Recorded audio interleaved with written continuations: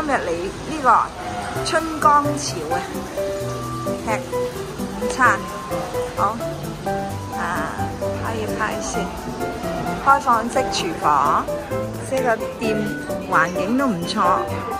好啦，咁就喺呢度食啦。前小食蘿蔔乾，醒下個胃口先啦。好啦，嚟啦呢間餐廳坐得好舒服，樓底好高，環境唔錯，好有氣氛。好啦，碰杯啲茶具咧都好精緻好啦，鐵觀音今日飲嘅係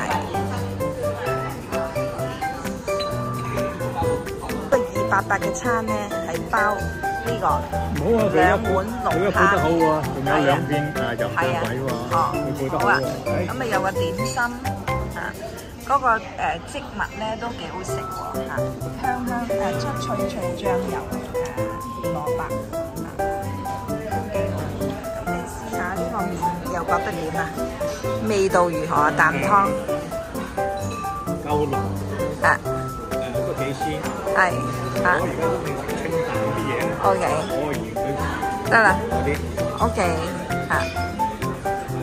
呢個老公自己改嘅非洲妙齡乳鴿，好細細一隻可能啲味道唔錯嘅。點解整到佢黑掹掹咧？一陣間先知，問下佢先。仲有2隻蝦餃啦。咁咧呢個叉燒酥嚟嘅應該。